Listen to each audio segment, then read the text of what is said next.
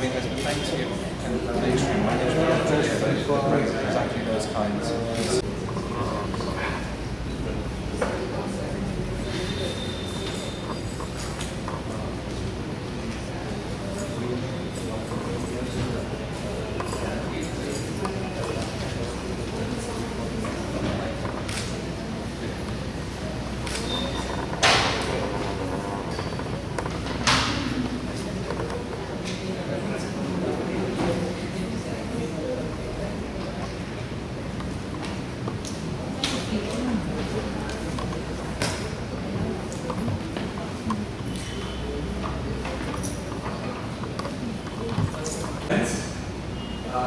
Welcome to this lecture session by Professor Edgar Whitley from the London School of Economics and Political Science.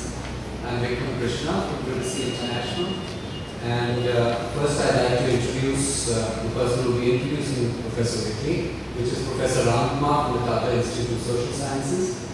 I think many of you will already know Professor Ramkumar because he has been one of the leaders in the academic community talking about problems with India's present trust on identity systems. So with no further ado, I'll request Ram to come up and introduce Edgar.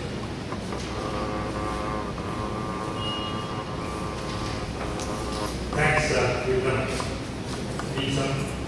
Being a humble introducer. I know that's a leader in this movement. It's a great pleasure to welcome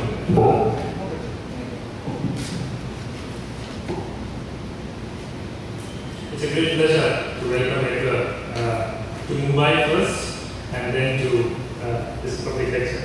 Edgar was in Delhi for an important IT conference and he kindly agreed to come over to Mumbai, in part for tourism and in part to deliver this wonderful lecture. My job is not to speak but to introduce Edgar.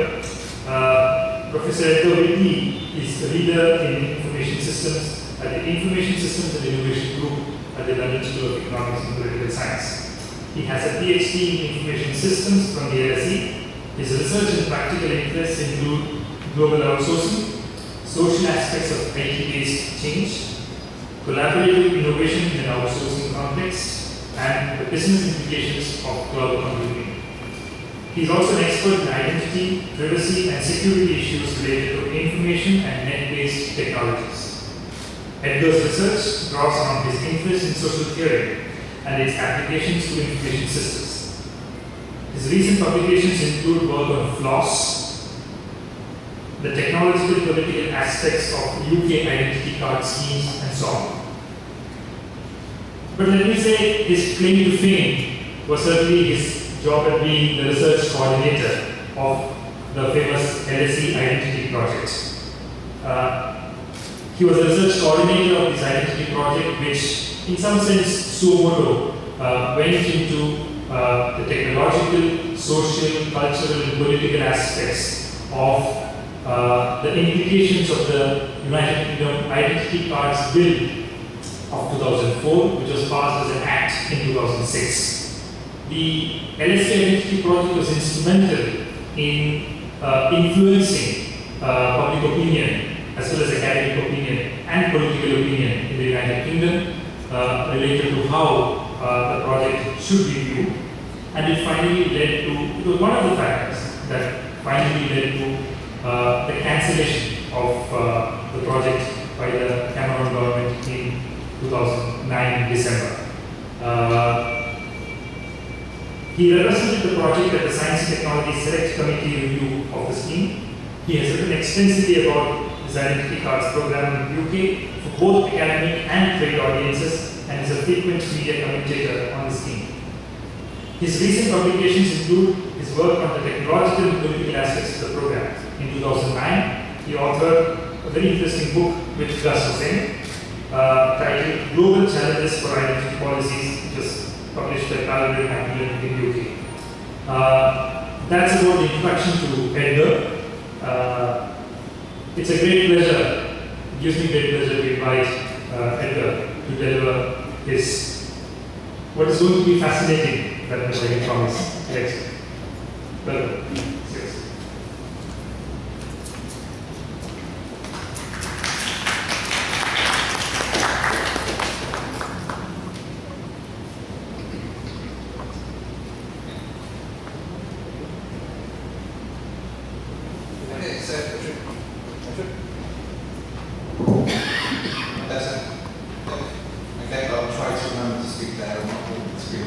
So thank you very much both Vikram and Ram for arranging for this lecture. As I say, I was in Delhi for a conference, hadn't been to Mumbai, so the opportunity to just come and do a bit of tourism was enough. The opportunity to come and talk about something that's occupied my life for the past 7 years was an added particular bonus. So what I want to do is to talk a little bit about some of the concepts underlying identity policy, talk a little bit about some of the experiences that we face in the UK to give a bit of context to the particular experiences that the UK faced, and then to talk about some of the broader issues of identity policy as they relate to issues of welfare and social inclusion, particularly because that's one of the claims that the UID program has. I'm more than happy to answer any questions that anybody has, but I'm sure the things that I decided to include in my presentation will leave a whole series of things that people want further questions about as well. So more than happy to take questions as and when required. Perhaps it'll be a little bit helpful to explain my intellectual backgrounds. I'm based at the London School of Economics, which is the UK's premier social science institution. I'm in the Department of Management, but I'm in the Information Systems Group, which means I have an interest and a background in computing technology. I can actually program. Not brilliantly, I can program. I think about the organizational and managerial consequences of technology. So Ram mentioned the work that we're doing recently about cloud computing. And you can look at cloud computing just in terms of virtualized servers, but you can also look at them in terms of the organizational issues, the skill sets that you need to manage moves to the cloud, etc. And so that's very much where I place myself. The department, the group sees itself as doing the social study of ICTs, and in particular, the focus that the identity policy relates to is the role of ICTs in the public sphere. As mentioned, we wrote this report in 2005 looking into the UK ID card scheme, and as we've been following the ongoing path of the UK scheme, we were writing papers, we put those together in the book that you can see on. Let's start with just a simple question about identity policy. So a very simple one is, who are you? You've had some people introducing them, but on what basis do you trust them? Other than the two introduced, I don't think I've met any of you before, so how do you know who I am?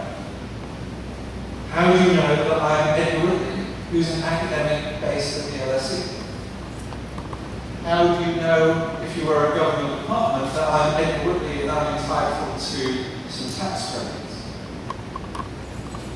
Maybe you're an organisation that sends out leaflets, and I've said that I'm Edgar Whitley and I'd like you to send me a leaflet. How do you know? How important is it? Maybe I'm actually Mickey Mouse, and I've been invited to give this presentation. How do you, it is a bit of a giveaway, but how do you know that I'm not actually Mickey Mouse? How do you know that I'm not actually Ed Whitley, which is a common misspelling of my name and a misabbreviation of my name? But that's very common. So lots of people know me as Ed Whitley rather than Edgar Whitley, but they still think it's me. Maybe I'm Far in World of Warcraft or some online game. How do you know? Or maybe I'm just someone who wants to post some comments about the beauty of Mumbai and what a lovely city it is. The key issue is that Mickey Mouse is not me. So the questions become, how do you know who I am? And perhaps more importantly, do you or should you care? In many contexts, certainly in the UK, you don't need to know who I am for me to be able to post comments to an online newspaper. In some countries, that becomes a requirement. In the online game, knowing who I am has nothing really to do with my real-world identity. It simply has to do with my game-based identity. Knowing who I am, if you want to post a leaflet to me, doesn't really require very much checking. You might, if you're conscious of cost, check that the address exists, but you don't care whether it's written to Bill Clinton or Edgar Whitley or whatever. You've just got to post the leaflet to a particular place. If you're dealing with tax returns and tax credits, then you start to get a little bit more uneasy. You need to have a little bit more confidence that the person that you're interacting with is really the person that they claim to be. So this question of who you are and how you know becomes very, very significant. So I've said that I'm an academic at LSE. Different level of service. So I can show you my LSE library card. Let me show you a slightly larger. Anybody recognise the face? It's me too. A bit more hair, a bit fatter face. Would anybody trust that as a proof that I'm an academic at LSE? There's a little bit of a problem that library card expired. So even if it had, at one point in time, been a valid proof of ID issued by the LSE, and we assume you know what LSE ID card really look like, you shouldn't be accepting that because it's no longer valid. But it's okay. They issued me with a brand new library card, valid until 2018. And although the enrollment process has a camera for all of the new students that they take their photo, it doesn't, because they already had a photo on the system, they just used the old photo of me. It's a little bit clearer because the card hasn't been worn out by being used in the library turnstiles. Is that me? Would you be, okay, LSE ID, maybe that's not what you're prepared to accept. How about a driving license? Anybody accept the UK issued driving license? Well, again, this one expired, so you shouldn't be accepting that one either. You should, in fact, be relying on this one where the photo was taken at the end of October and particularly when, perhaps the photo looks a little bit closer to what I look like at the moment. The UK driving license has a number of security features. You can see the embossing over the photograph.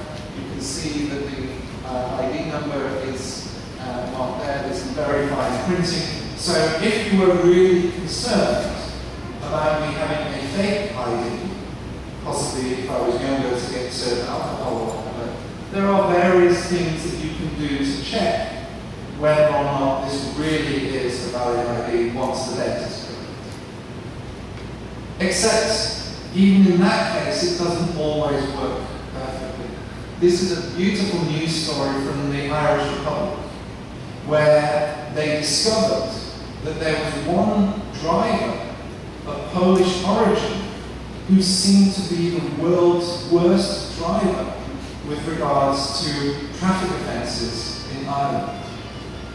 Because when they kind of did a spreadsheet tabulation, they found that time and time and time again, this driver called Praro Jazdi was the driver who had been charged with speeding and parking offences and driving under the influence, a whole series of different offences, all being committed by Praro Jazdi.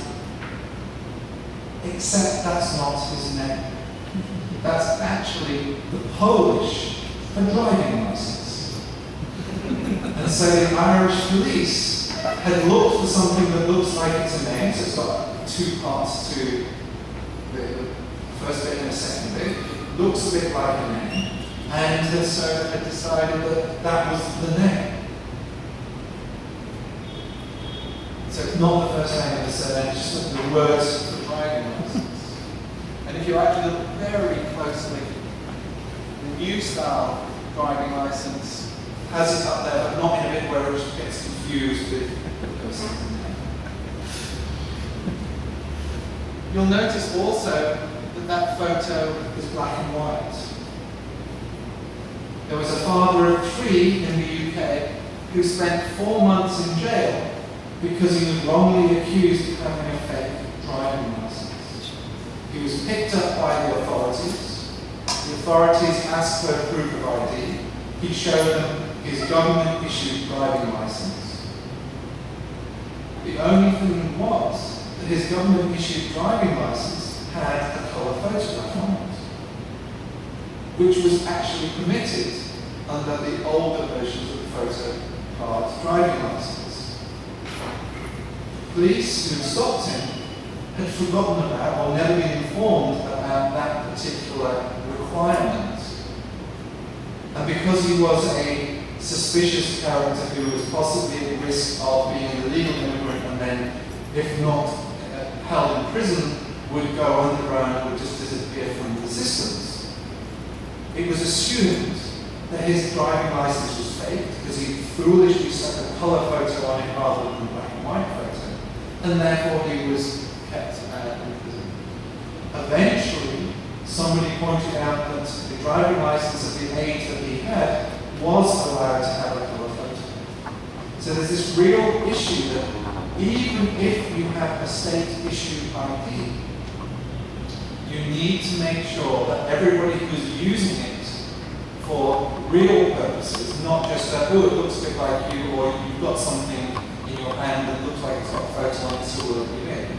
Something that is a state-issued ID, you need to make sure that everybody knows what the valid state-issued IDs are, because otherwise it becomes completely meaningless when you start throwing people in prison because they've got one that's not like the one that you think they should have. The next level up for state-issued credential, state-issued document is passport, and here typically you get increasingly sophisticated levels of security, increasingly sophisticated levels of protection. A variety of different things are done in the passport. You can see the really fine printing, you can see the multicolored imagery, you can see the embossing over the photograph, making it very difficult to replace the photograph. If you ever take a modern passport into a nightclub that has ultraviolet light, you will see that there's various bits of ultraviolet ink in there as well. These are all the kinds of things that border guards check when they look at the passport and they flip through a few pages. So they're either just looking at the photo card, or they're doing a couple of other checks that they know make it increasingly likely that the passport in front of them is a genuine one. Just one of the tricks that you can check when you look at your passport if you have a passport at home is the fonts that are used on the passport numbers. If you look very, very closely, the font size for letters is slightly different to the font size for numbers. When you've been told this, it becomes completely obvious. You tell your imaginary fake passport creator, I'm conscious of video cameras, so you don't obviously have passport makers, but if you were to have one of the things that you can tell them is make sure the font size for the number is slightly smaller than the font size for the letter is slightly smaller than the font size for the number. Because that's one of those things that once you know it, you can immediately spot whether or not it's a fake passport or a passport that hasn't got that particular signature. There are lots more, some of which I know, but many which they won't be allowed to tell me. So that's that first question. When you're thinking about identifying someone, different kinds of identification, different levels of security, different levels of checking.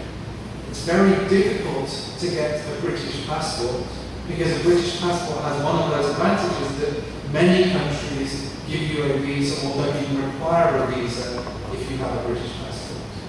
Therefore, there's an incredible incentive for people to either apply for a passport that they're not entitled to, or create a fake passport that looks like a British passport. And so the UK Identity and Passport Service spends a lot of time making sure that it issues passports only to those people that are entitled to them, and a lot of time building in security measures to make sure that with a bit of knowledge you can check whether or not it is actually a valid passport. But that issue of risk and the different levels of risk and the different amount of work that you're prepared to do is a very important one for thinking about identity policy. So I want to move on to my own particular interest in identity issues. How come I'm here to talk to you about this kind of stuff? So as Matt mentioned, the UK in around about 2004 introduced proposals to introduce a biometric identity card based around a centralized government database, which would hold details both of all of the identity cards and the biometrics that were issued, plus an audit trail that would provide details of every time you had formally checked that the identity card was valid. Now the flash and go type check, where you just show somebody an ID card and it looks legitimate, or you flick it and it has the right sound, wouldn't obviously check on the audit trail. But any time that you were going to do a formal check, perhaps by just putting the card in a card reader or presenting your biometric, they wouldn't just check whether or not the card was valid, they'd also check against the database that the data that was held there was correct. And the system would then provide an audit trail of every time that is happened, which has very interesting privacy implications. Because if that audit trail shows Edgar going to the health clinic on Monday and on Wednesday and on Friday, and you know that that health clinic is actually a sexual health clinic, then you automatically inferred interesting features about my lifestyle from the fact that I'm regularly attending a sexual health clinic. But more generally, there was a whole series of concerns that both as academics and conversations with industry colleagues and lawyers, etc., got us really concerned that the government was presenting the argument and the evidence for ID cards as straightforward and unproblematic, when all the people we were talking to were saying, it's not such a great idea, there are problems, there are issues that we need to take into consideration. So, for example, one of the concerns was, if you have a single database with all of the details of every UK citizen on it, that's going to be a fantastic target for hackers. Why bother to break into banks when you can get the identity data of 60 million people in the UK? There were questions about the potential benefits. If the ID card was there to stop identity fraud and benefit fraud, what was the actual evidence of how much fraud was going on? And how much of that fraud could actually be addressed by having an identity card? So one of the examples that was being argued by the government was that identity cards would stop fraudulent welfare benefit payments, or benefit fraud. The only slight, and sorry to be academic and point this out to you, the evidence was that the vast majority of benefit fraud taking place in the UK had nothing to do with false identities, but everything to do with misrepresentation of circumstances. So in practice, the vast majority of benefit fraud did not involve Edgar going to 5 different towns to claim benefit under 5 different names. But that's just too much work. The benefit payments, even in the UK, are not that great. What would be easier would be to come along and say, this is Edgar claiming benefit, and I've got 4 children rather than 3 children. They'll get a little bit of extra payment for that fourth child. Having an ID card that says this is definitely Edgar isn't going to address that level. So what the purposes were and what was actually happening is an important distinction. That we weren't saying that they were wrong, we're just saying, if you're claiming this, well, this is what the evidence says, and this is what the consequences are going to be. We also had raised concerns about biometrics, about the practical consequences of collecting the biometrics, who wouldn't be able to give biometrics, etc., and also the practical consequences of verifying the biometrics. Because even if you've got people enrolled using their biometrics, if you are doing a high security transaction where you need to check that the fingerprint of the person in front of you is actually the fingerprint of the person with the ID card, then you need to have a secure fingerprint reader. It needs to have a secure connection to the database. You need to have trained staff. You need to have security accredited trained staff. And all of these little details add to the cost. Because let's say that you're a bank and you want to make sure that you are actually checking the fingerprints of your customer. Well, you can't just have one trained member of staff who's been suitably accredited because they go on holiday and they get sick. You've got to have at least two. So that's two people that have got to have those security checks. Then you've got to have a secure connection, etc. And all of these things start to add up. And so that was one of the other things in our report, was that we raised concerns about the overall cost of the scheme, suggesting that the cost was higher than the government had actually said it was going to be. It turned out later on that these higher costs were for two reasons. One, because they hadn't included all of these extra little bits that were actually really important. And second, because they only decided to report the costs to the department that was issuing. Any other government department that wished to use ID cards for their own purposes would have to bear the cost themselves, and that wasn't in their headline figure. So our estimates said, if you do a proper costing of the cost to government, which is what citizens care about, not the cost to the Home Office, which is what the Home Office cares about, you get roughly twice as much to 4 times as much cost. So the government was saying about 5 billion, and we said 10, 15 or 20. And we had a range of measures, because it could be that there's mass public opposition, lots of people failing to enroll, lots of technical problems getting the systems up and running, so you'll have a high cost. Or things could go reasonably well, or things could go really as well as you've told us that your IT systems are going to be. Of course, the UK has such a fantastic record of IT systems implementation. You don't write off millions of pounds of projects every year. So we had a range of figures. The government had one figure, and it was absolutely sure that one figure was going to be the cost to itself. No possibility of variation. So as I say, we had all of these different kinds of concerns, and we put them together in our report. This was 300 plus pages long. It had 80 plus people as named contributors, and we had a series of further people who had contributed but didn't want to or couldn't be named because of who they worked for or whatever. So, for example, the chapter on the technical security of the system had been reviewed by one of the Ministry of Defence's technical operators, technical specialists about computer security. He couldn't put his name to the report at the time, but it did reveal that it was him that had written that particular chapter at the later stage. As you can imagine, our analysis was not particularly popular. Tony Blair, you may remember him, he was Prime Minister a few Prime Ministers ago. Some of the figures banded around about costs are absolutely absurd. Not we disagree, not we have a slightly different cost base. Absolutely absurd. Mr. Clark, Charles Clark, was the Home Secretary and the Interior Minister who was in charge of the policy at the time, said the LSE work was technically incompetent. I believe he said this before he had actually seen a copy of the report, and contained figures that were simply mad.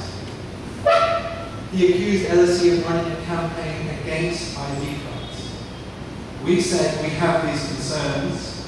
They say you're running a campaign against ID cards. They called on the head of the LSE and basically said, could you not get this report published? Or could you delay this report? And that kind of pressure coming from the centre of government to the head of an academic institution, in many cases, would have given an opportunity for us all to have an extended period of leave, maybe some funding to go on a research trip to, something that people have to do. The director of LSE, Howard Davis, had previously been a high-level civil servant. He was used to those kinds of telephone calls. It didn't intimidate him. In fact, he was annoyed at these kinds of telephone calls. Annoyed at the implication that LSE should not publish and be dead. That LSE should try and stifle independent academic research. And he actually said, can you move the date where you launch the report? Because I want to introduce it. And that's really annoying for me because I had a pre-existing commitment on that day, so I couldn't actually be there for the launch. But I do know that it was moved so that Howard could be there for the launch. One of the educational newspapers had this very telling cartoon about this whole attempt by government to censor it. So this is Charles Clarke. This is intended to be, well, I don't know who it's intended to be. If you know the UK, it looks most like Peter Mandelson. Certainly doesn't look like Gus Simon or myself. But the idea was that Parliament was trying to stifle academic research. And of course, by having an enemy, it meant our phones became incredibly busy. Anytime the government said anything, the newspapers wanted an independent opinion, an alternative viewpoint. Who do we know at LSE was prepared to speak? Did my profile know I entered? Because of this concern about costs, because the government was not prepared to even entertain the possibility that their cost estimates were wrong, Parliament insisted that every 6 months they'd issue an updated estimate of how much they'd spent and how much they were going to spend over the next 10 years. Which meant that if nothing else had happened with the scheme, every 6 months they had to do something, the press had a story, I had another opportunity to say, well, this is completely meaningless, they talked about spending this, but they're not done it. But it wasn't just the LSE report that had an impact on the overall public perception of ID cards in the UK. This is an extract from a document from the Department of Constitutional Affairs looking into the idea of increased data sharing between government departments. So, the logic is, in order to provide a better service to citizens, different government departments will share the details. So, if the health department knows that you've had a child, we tell the tax department that you get extra credits, or maybe we tell the education department that in 5 years' time the child will enter school. So we recognise that the more we share information, the more important it is that people are confident that their personal data is kept safe and secure. This government has an excellent track record of strengthening individuals' rights to privacy. A few months after this, the Majesty's Revenue and Customs, the Taxation Department, sent 2 compact discs containing the details of every family that was claiming child benefit to the National Audit Office. The National Audit Office wanted to check that the Revenue and Customs were dealing with child benefit payments in the right way. They had asked for a sample of data, but somebody in HMRC decided the easiest way was just to copy star, extract all of the details, absolutely everybody, and put it onto a CD, stick it into the internal post to the National Audit Office. The CDs never arrived. There's an interesting side story that says, well, maybe, possibly, they were never actually sent. You could imagine the situation. It's Friday evening. Your boss says, could you extract this data and send it to the National Audit Office? You get distracted, you meet your friends, you forget to do it. Monday morning, the boss goes, have you sent those lists to the National Audit Office? You say, of course I have. Phone to the National Audit Office, have you received the lists? No. We better send them. Still not received. Oh, we've got the second set of lists that we sent, but the first set is still not arrived. If we're very lucky, they were never sent. If we're quite lucky, they're at the back of a post room somewhere where they sit behind filing cabinets. And if we're really unlucky, they're in the hands of a criminal gang who have the details of every family in the UK, every child that they have, and is just waiting for the right opportunity to use that data to commit wide-scale spread fraud. Because if you know the names, national insurance numbers, the ages of the children, the dates of birth, etc., you basically know. Understandably, when the minister stands up and says in Parliament, I'm really sorry that we appear to have mislaid the data on 25 million families in the UK, the press have a field day. So, variety of cartoons, this is my favourite one. We've lost the disc containing every child's name and address, we can't deliver them Christmas presents. Remember, the government is saying, we're building this computer system which will hold all of your identity data and we're going to keep it really, really secure. We had said, we're not sure that you are up to doing it. They had demonstrated that they were not up to doing it. Public support starts to wither away. In fact, it withers away to such an extent that by the time we come to the general election in 2010, it turns out that every single political party, except for one, which was the Labour Party, the party in government, vowed to scrap ID cards as part of their manifesto. The mainstream opposition parties, the Green Party, the Scottish Nationalists, the Welsh Nationalists, right through to the racist, extreme, the English Defence League, etc., all had as one of their populist policy commitments, or well thought through, properly argued policy commitments, to scrap ID cards. The only party that still wanted them, and even they were probably preparing to ditch them if necessary, was the Labour Party. The Labour Party, should we say, didn't win the election.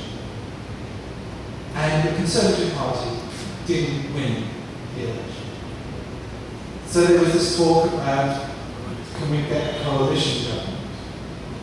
It was very interesting. David Cameron, the Conservative leader, had, as a backbench MP, as a junior minister member of Parliament, been on the committee that had reviewed the original identity cards bill. He had actually come as a backbench MP to a meeting at LSE. Literally, the organisers are saying, who's on the committee? Oh, well, we won't get the famous people, let's go for somebody lower down, someone no one's heard of. And somebody kept a recording of that public lecture, of that meeting, and there's a nice description of him saying, I know that we're supposed to be impartial with just looking at the legislation per se, but personally I have serious reservations. When he became leader, his opponent for leadership was David Davis, who had been the Interior Minister, the Shadow Home Office Minister, who had been leading the opposition to the ID card scheme in the parliamentary debate. So whoever won the election was opposed to ID cards. The Liberal Democrats also had been strongly opposed to identity cards. And Nick Clegg, the then Liberal Democrat leader, had previously had responsibility for opposing ID cards when he was their Home Affairs spokesman as well. So you can imagine it. Labour hasn't won. People are a bit hacked off with Labour trying to come to power. Nick Clegg, David Cameron, should we think about doing a coalition? This might actually work. Right, what policies should we start to discuss? Taxation policy. Let's not do that one first. Scrapping ID cards. Agreed? Agreed. Right, that's the first item on our political agenda. We agree. Coalition agreement. Let's now worry about the next level step. So the coalition agreed scrap ID cards. It's the first piece of legislation that they introduced into the new government. It took a while to get resolved because the Labour Party still said people who bought an ID card should get a refund. It got a bit complicated. They also said we are so concerned about the privacy implications of the previous agreement that we're really not confident that simply erasing the details on the database is going to be sufficient. We are really concerned that somebody might be able to, as you might find if you buy a second-hand computer, unerase all sorts of data that's on the thing. So the only way that they could be confident that the previous scheme was completely gone was by physical destruction of the database. So there's YouTube clips of the Home Office Minister throwing hard disk drives into an industrial-grade crusher to make sure that this data can never be used. New government, no longer having a national ID card scheme, doesn't mean the problem of identifying yourself, online particularly, and for government services particularly, goes away. So the question comes, how do we make progress? We don't want to do it that way. What can we do to make things more straightforward? How can we get identity policy working in the UK, given this political history? So they set up what they call the Identity Assurance Programme.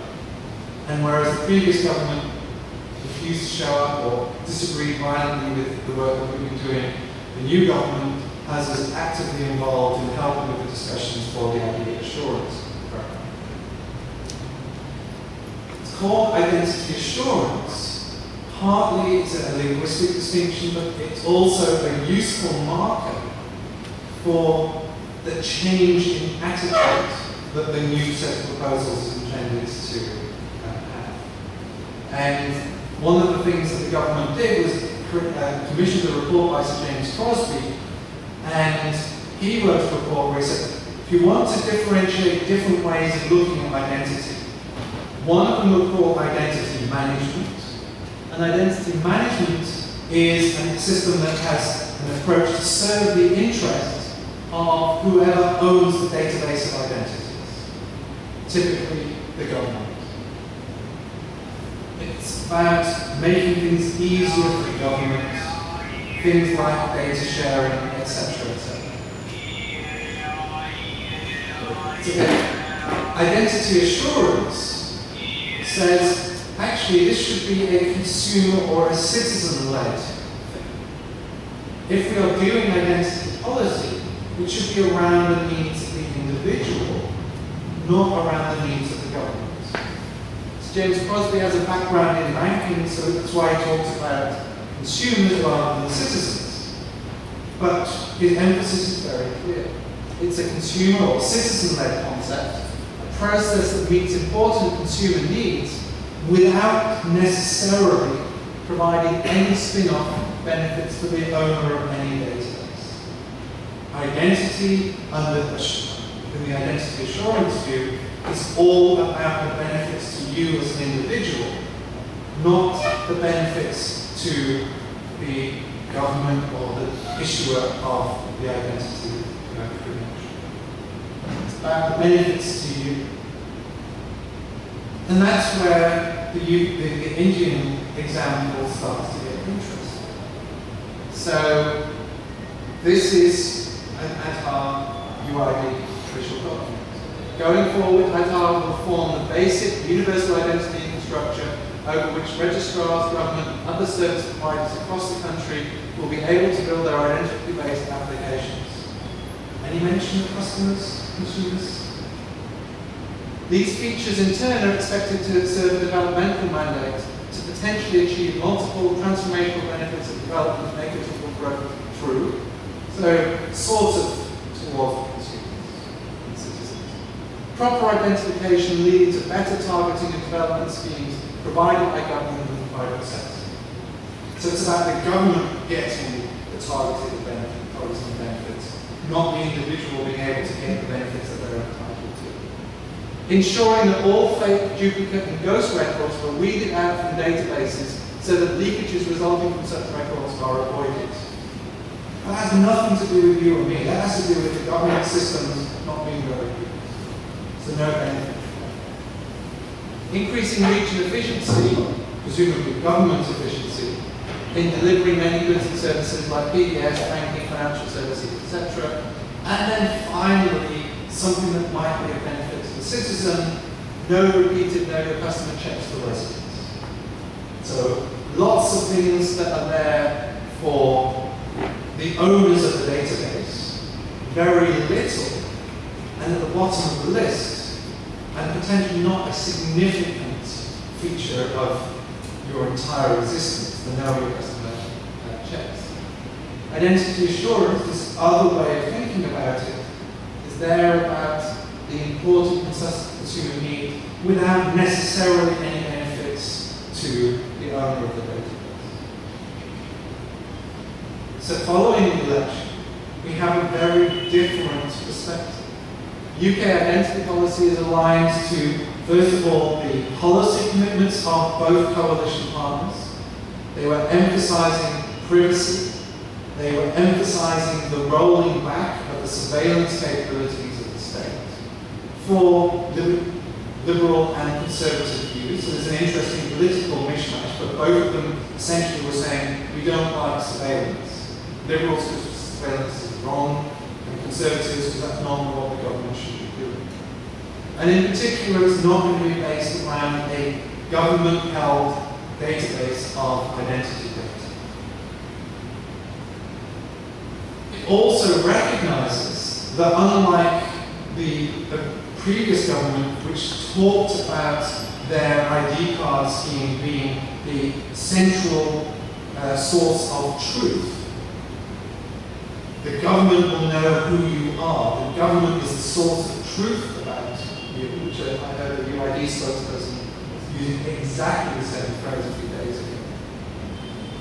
It's about, well, what level of assurance, what level of guarantee do you need? Do you need to know absolutely that I'm Edgar Whitley born on this day in this address, at this place, in order for me to take advantage of facilities offered by a local authority, sports facilities? You might need to know all that detail to issue me with a passport.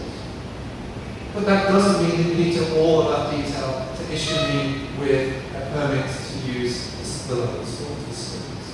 So different levels of assurance, different service providers. Maybe somebody can provide the guarantees for high levels, and somebody else can provide guarantees for low levels. It's moving to a market of identity providers. There are lots of commercial organisations in the UK that know quite a lot about me. My bank knows where I live and has done various checks before it gave me credit, etc., etc. It knows its customer. My mobile phone company knows less about me. It doesn't know that I'm over 18, so it doesn't let me browse over 18 websites with my phone. But they do know that I've been paying the bill and the letters that they've been sending to my home address have been being delivered and not being returned. So they know me to a certain level of assurance. The bank knows me to a different level of assurance. Why not use my mobile phone provider to log on to some government services and my bank credentials to log on to others? It's a very interesting, different way of thinking about identity. To say, given the political background of both parties in the coalition, privacy is a very important characteristic. One of the key groups in the program is a group called the Privacy and Consumer Group. And we have the right, we don't quite have the right to red flag and stop a particular part of government doing something stupid that's against privacy or against consumer groups. but we can certainly request that they come and speak to us and explain what they're trying to do and hear why we think these things are bad for privacy, etc. This privacy and consumer group has developed a set of principles, just 3 of them here to show you this idea of putting the citizen at the centre of the UK's new proposals. So identity assurance activities only take place if I agree to them. So you can't, it's not the government saying, you've got this data, we're going to use it in these kinds of ways. I have to agree with you then for the data to be used in those ways. I will agree to that because I have a good understanding of what's happening. It's transparent to me. It's very clear who has access, who doesn't have access. If there are exceptional circumstances, which there will be, I know who is in charge of overseeing those exceptional circumstances, etc. The only people who can participate in that scheme have been accredited. They have been properly audited and guaranteed to provide proper services. And if there start to be reports that they're not doing a good job, they get kicked out. They are no longer able to participate. So if it were to be the case that they were issuing ID cards or ID credentials to Coriander, they would now be excluded from the scheme. This idea of accredited and documented individuals with different levels of documentation becomes again interesting in the Indian case. Again, this is another recent UID document. This is about using Aadhaar for telecommunications services. What's particularly interesting, and this is straight from their documentation, is who are they targeting for the number? They are targeting either people with no documents or people with poor documents. So immediately you've got a very different situation to the UK, where the UK now is using existing documents to provide different levels of assurance. And that's one of the areas where clearly the UK and India are completely different. The idea of having large numbers, 1/3 of the population potentially, is, I'm sure it isn't meant to be representational, but it's not an insignificant word, having no, that just doesn't happen in the UK. You have records about people, most people, to a greater or lesser extent. It's certainly not that way. UID is explicitly targeting people who can't identify themselves already. So, they're potentially addressing the welfare scenario. The objectives of inclusion and security can be mutually exclusive at times. Greater security demands stronger subscriber verification methods. Subscribers are verified using Know Your Customer documentation, which requires submission of proof of identity and proof of address. So, people who have no documents saying who they are or where they live, or poor documents saying who they are and where they live, are going to fall foul of these requirements. Individuals lacking these documents get exclusion immediately from telecom services, or resort to providing fake documents to get access to services. So it starts raising the question. If you are accepting fake documents, or if you have no way of checking if they are fake documents, doesn't that completely undermine the security? That's a separate discussion. Use of improper identity documentation for telecom connections is common and has been widely reported in the press. And in fact, the government requires that telecoms providers do audits and try to improve the quality of their documentation. But this does realize and reveal a very important consumer need. Namely, if you want to have full participation in the economic and social life of a society, then proper documentation becomes an increasingly important aspect of that. And this is where you could see addressing identification and potentially helping. So just as a term, the idea of legal identity is recognition by the state that an individual exists and is therefore afforded various rights and responsibilities. So if you have a legal identity, which is not the same as a unique number, a legal identity, then you start to get all sorts of opportunities in society. What kinds of benefits? The easiest ways to think about these benefits is to think about how difficult it is for people who don't have proper legal identity. Education. What proof of legal identity is required in order to be given the opportunity for education? Varies from country to country. Are you given access to healthcare if you cannot prove that you are a citizen of the country? What about social security and welfare benefits? What about voting and franchising? If the state doesn't recognize you, then you are not entitled to vote. What about banking and credit? If you don't have a legal identity, then getting banking and credit can be very difficult. And even things like property titles and inheritance become, you claim that this land is owned by your father, but there's no record that you are the child. You have no official identity, therefore you are not entitled to the inheritance of that property. So the lack of identity gets all sorts of exclusions coming up. And I suppose we should also add legal access to telecom services, having a mobile phone is one of those human rights that everybody actually have. But certainly the way it's set up in India, if you don't have legal documentation, if you don't have a legal identity, you get all those kinds of problems. This is actually a legal requirement. The UN Convention on the Rights of the Child says that every child should be registered immediately after birth and should have the right from birth to a name, the right to acquire a nationality, and as far as possible, the right to know and be cared for by his or her parents. India is a signatory of that convention. Plan International estimates that 51 million children a year are not registered at birth.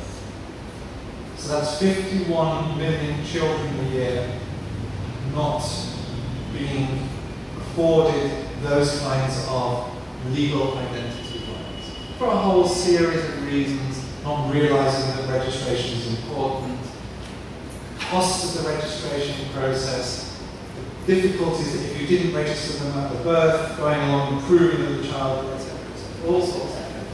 And of course, as with all forms of exclusion and discrimination, if you are female, if you are rural, if you are in certain echelons of society, the levels of under-registration will be far higher.